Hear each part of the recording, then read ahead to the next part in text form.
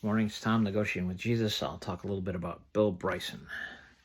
So books that impacted me. I just bought a book on Audible called Foster. So it has great reviews. They're claiming this is one of the most important American writers. And I'm sure it's a very poignant, heartfelt, heartbreaking story of childhood. So, one of my favorite books that was interesting to me was Bill Bryson, who was a really good, fun, enjoyable writer. And he wrote A Short History of Nearly Everything, and it's a book on science. So I've always loved science, and as a young person, smoking a little weed or whatever, you kind of disconnect with the important essentials in life, the proper way of doing your duties. You kind of disconnect and drift away from the fundamental things that you have to do.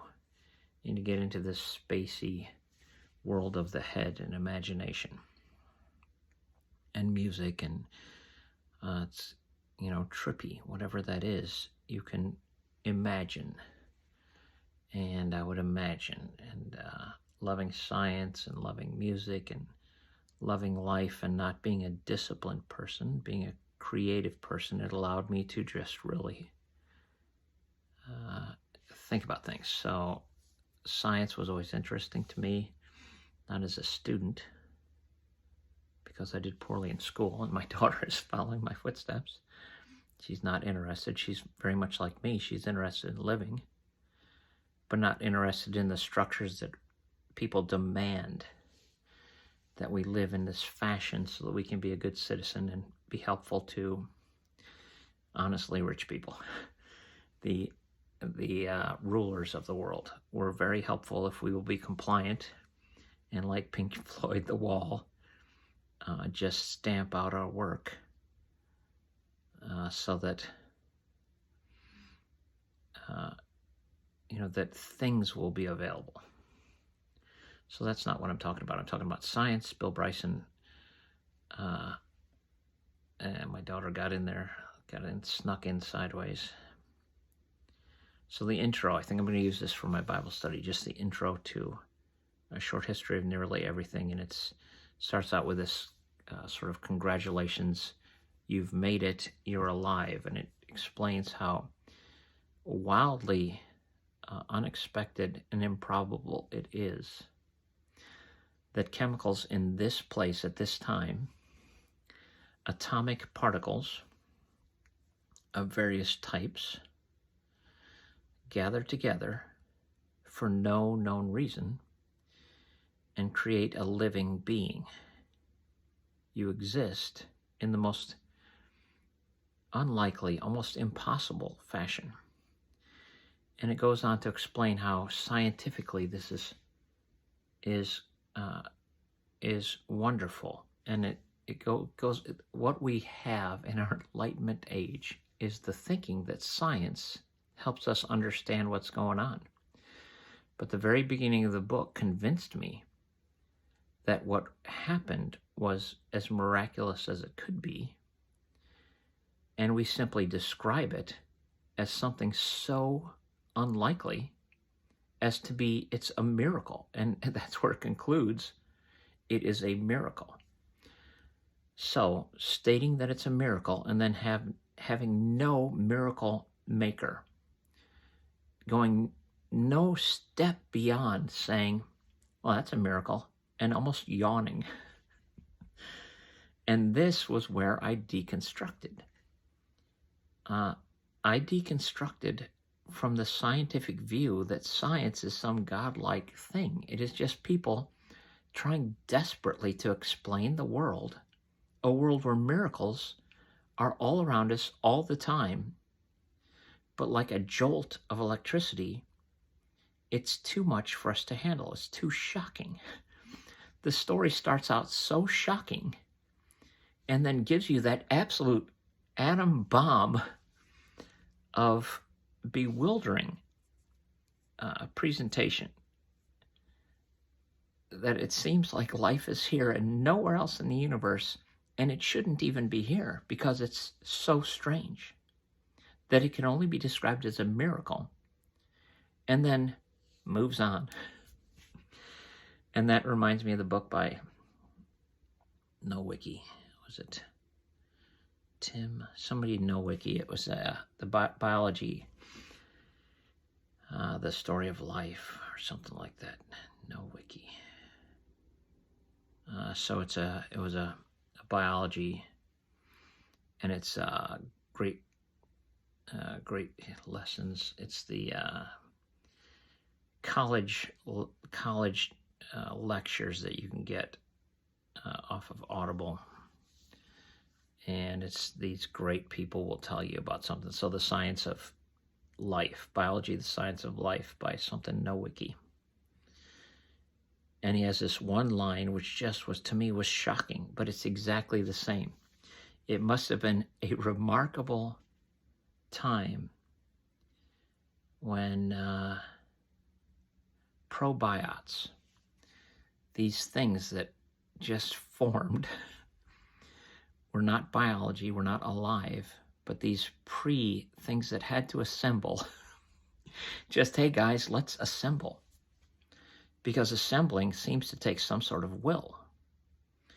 And the point that it could happen on accident because everything's just moving around of its own free will. There's no will involved. The whole thing is so remarkable that I had to deconstruct. So the line was something like this. It must have been the most amazing moment when prebiotics became living entities. And it's just, they slipped into life. Probiotics slipped into life. And then just move on. And it's like, I only know always of one thing. You can slip into death. Nothing slips into life.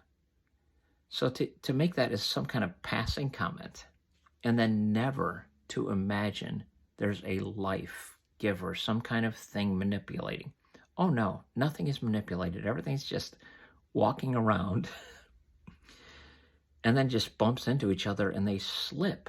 Like when I slip on the ice. I've slipped on the ice. And I've landed hard. And I could tell that was not a life move. That was a death move. You don't want to slip.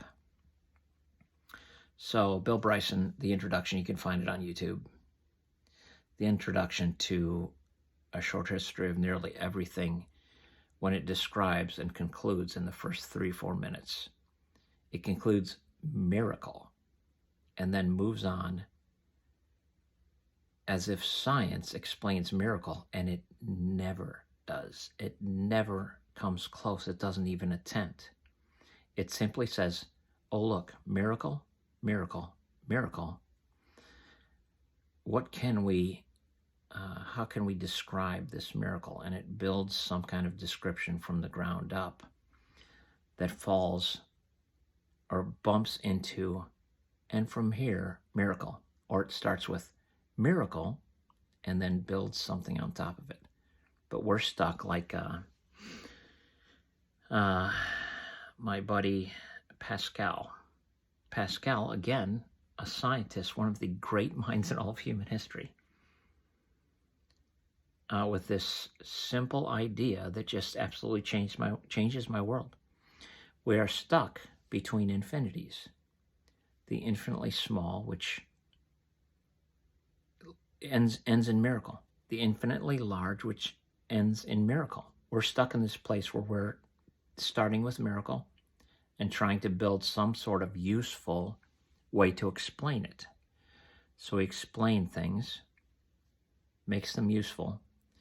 We bump into a level where we can't get beyond. Perturbation theory. The 3-body problem. I heard Neil deGrasse Tyson explaining Newton struggling with the 3-body problem and worried that the universe is going to fall apart. And Dyson is like, Neil deGrasse Tyson, is it Tyson? Is like, man, it hasn't fallen apart so far. We're good. Don't worry about it. It's some sort of miracle, but let's just act like what we understand in the middle, trapped between infinities, what we understand in the middle makes us godlike.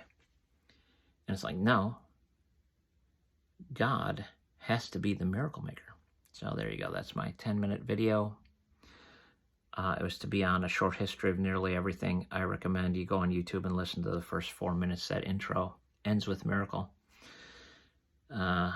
Pascal and Stephen. It was Stephen Nowicki, Biology, the Science of Life. Just that one line where we slip into life. That is all.